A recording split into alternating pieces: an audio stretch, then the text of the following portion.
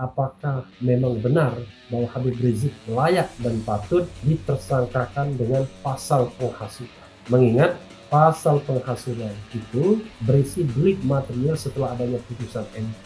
Jadi harus ada orang yang terhasut dan orang yang terhasut tersebut melakukan tindak pidana, sehingga deliknya menjadi delik material. Harus bisa dibuktikan bahwa ada tindak pidana dari orang yang terhasut di prinsip. Ini persoalan menurut saya, sobat sekalian, ya.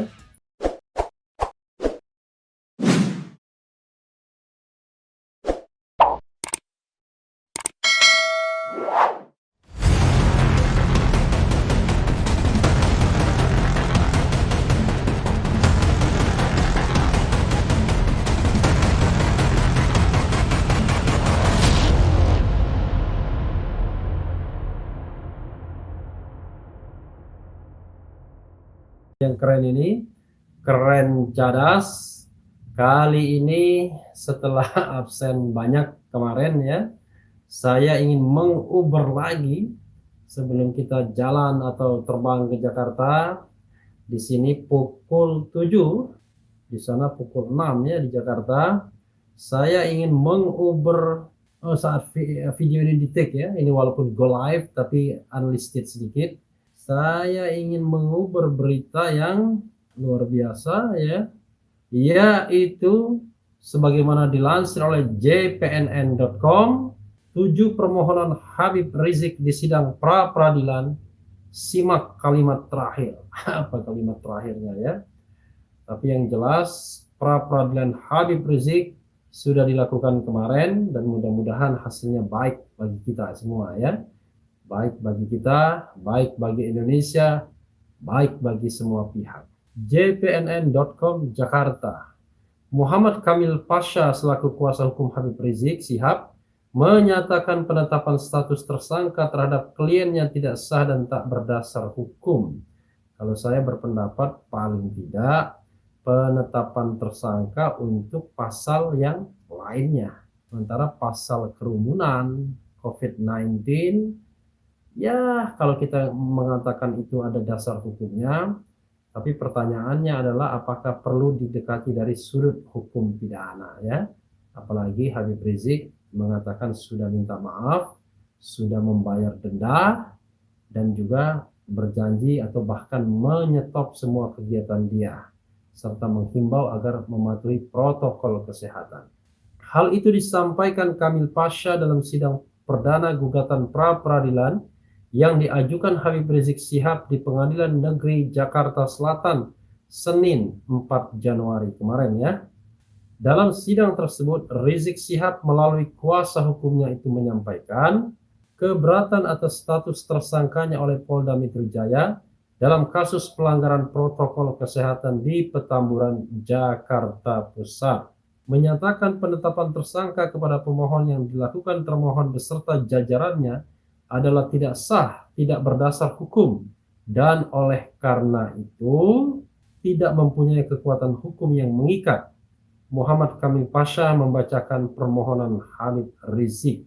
Dalam petitumnya, Rizik Syihab menyatakan bahwa SP garis miring Sidik garis miring 4604 garis miring 11 garis miring 2020 Ditreskrimum tanggal 26 November 2020 dan surat perintah penyidikan nomor SP.Sidik garis miring 4735 garis miring 12 2020 Ditreskrimum tanggal 9 Desember 2020 tidak sah dan tidak berdasar hukum.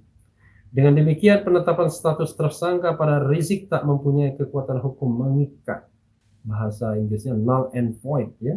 Menyatakan penyidikan yang dilaksanakan oleh termohon terkait peristiwa pidana sebagaimana dimaksud dalam penetapan tersangka terhadap diri pemohon sebagaimana dimaksud dalam pasal 160 KUHP dan atau pasal 93 Undang-Undang RI nomor 6 tahun 2018 tentang kekarantinaan kesehatan dan pasal 216 KUHP adalah tidak sah dan tidak berdasar atas hukum. Dan oleh karenanya penyidikan aku tidak mempunyai kekuatan mengikat, jelasnya. Oleh karena itu, kubu Rizik Syihab meminta agar seluruh permohonan pra peradilan diterima seluruhnya. Tak hanya itu, mereka meminta pada pihak termohon agar menerbitkan surat perintah penghentian perkara SP3 untuk kasus Habib Rizik. Berikut 7 poin petitum Habib Rizik Syihab. 1. Menerima permohonan pra-peradilan pemohon untuk seluruhnya. 2. Menyatakan surat perintah penyidikan nomor SP Sidik /4604/11/2020 Dit Reskrimun tanggal 26 November 2020 dan surat perintah penyidikan nomor SP Sidik /475/12/2020 Dit Reskrimun tanggal 9 Desember 2020 adalah tidak sah dan tidak berdasar atas hukum, dan oleh karenanya penetapan aku tidak mempunyai kekuatan mengikat.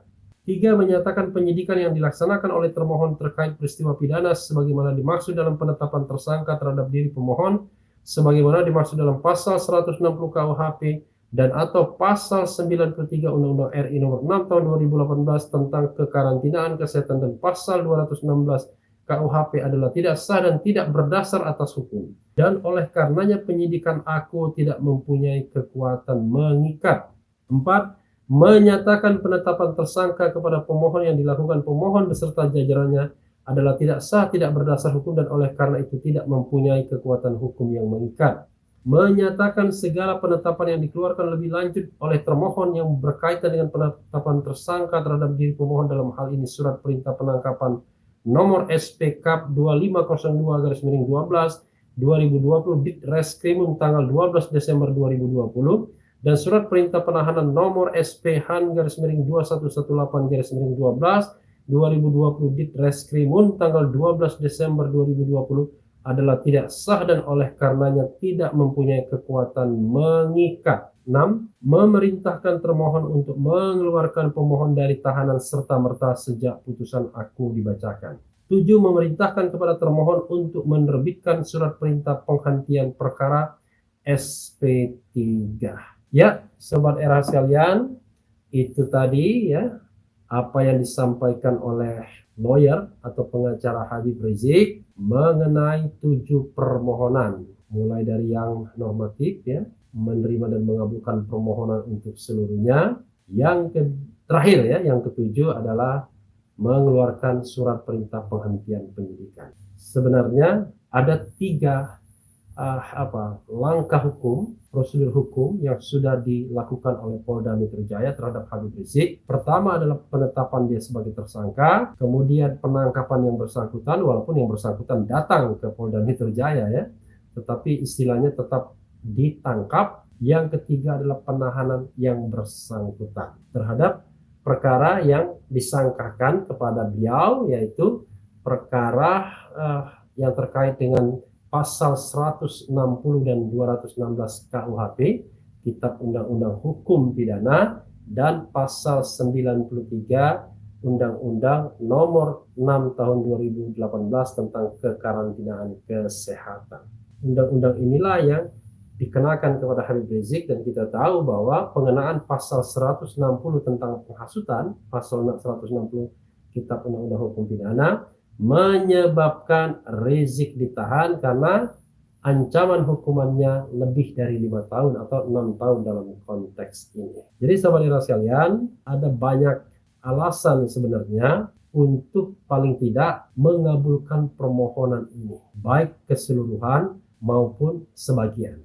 Mudah-mudahan hakim pra-peradilan mendengarkan hati nurani mereka yang ingin keadilan, ya, keadilan terhadap Habib Rizik, keadilan terhadap sebuah proses hukum, agar proses hukum tersebut tidak dipaksakan atau tidak sekedar untuk menyetop atau menahan atau memenjarakan orang yang sebenarnya lebih dikhawatirkan sebagai dalam tanda kutip oposisi pemerintah ketimbang sebagai kriminal. Jadi sahabat era sekalian, penetapan tersangka ini memang presidennya dimulai dari saat ini Kepala BIN, ya, Badan Intelijen Negara, yaitu Budi Gunawan, yang sempat dan pernah memperkarakan penetapan dirinya sebagai tersangka oleh Komisi Pemberantasan Korupsi pada tahun 2015. Dan putusannya sangat spektakuler, tidak hanya membebaskan dirinya dari penersangkaan, tetapi juga hakim pengadilan negeri waktu itu, pengadilan negeri Jakarta Selatan, juga bahkan Jakarta Pusat atau Jakarta Selatan ya, pokoknya pengadilan negeri antara Jakarta Pusat dan Jakarta Selatan ya, karena posisi KPK itu kalau tidak salah di Jakarta Selatan, juga menentukan bahwa KPK tidak berwenang melakukan penyidikan terhadap Budi Gunawan karena waktu itu Budi Gunawan dianggap bukan penegak hukum lantaran jabatannya waktu itu sebagai kepala lembaga diklat ya, Kemdiklat Mabes Polri pada waktu itu. Jadi itu adalah sebuah perkembangan hukum pidana yang luar biasa, dan memang setelah itu pra peradilan untuk mempermasalahkan penetapan tersangka yang tidak diatur dalam Kitab Undang-Undang Hukum Acara Pidana banyak digunakan, terutama oleh para koruptor ya, yang ditetapkan sebagai tersangka oleh Komisi Pemberantasan Korupsi, bukan oleh para koruptor ya, oleh para tersangka Komisi Pemberantasan Korupsi, tersangka korupsi, tindak pidana korupsi. Institusi ini pula yang kemudian digunakan oleh Habib Rizik, dan sebenarnya ada 3 fase. 1, apakah sah penersangkaannya. 2, apakah sah dan necessary penangkapannya. Apakah sah penahanannya. Jadi kalau saya mau balik, Sobat Era sekalian, pertama soal penahanan ya. Soal penahanan ini sebenarnya 2 hal pendekatannya. Pertama adalah apakah perlu ditahan, kedua apakah memang benar bahwa Habib Rizik layak dan patut ditersangkakan dengan pasal penghasutan. Mengingat pasal penghasutan itu berisi delik material setelah adanya putusan MK. Jadi harus ada orang yang terhasut dan orang yang terhasut tersebut melakukan tindak pidana. Sehingga deliknya menjadi delik material. Harus bisa dibuktikan bahwa ada tindak pidana dari orang yang terhasut Habib Rizik. Ini persoalan menurut saya Sobat RH sekalian ya. Yang berikutnya adalah ya penangkapan itu sendiri ya. Apakah sah atau tidak karena dikaitkan dengan katakanlah penersangkaan sebelumnya. Kalau penersangkaannya dikatakan tidak sah, ya tentu penangkapannya menjadi tidak sah juga. Ya, Sobat Era sekalian, itu saja. Sudah ada panggilan dari teman yang mau berangkat. Nanti kita akan bahas lagi dalam kesempatan lain. Mari kita sama-sama berdoa.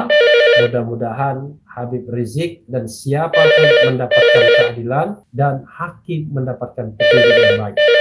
Ya, Sobat Era sekalian, berapa kali bunyi dering telepon karena saya meminta agar petugas hotel menelpon saya agar saya tidak ketiduran.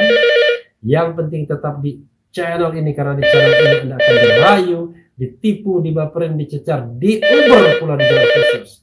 Karena channel ini adalah channel yang mengancam, memeras dan membenci. Jangan lupa subscribe, like, comment, and share. Ciao.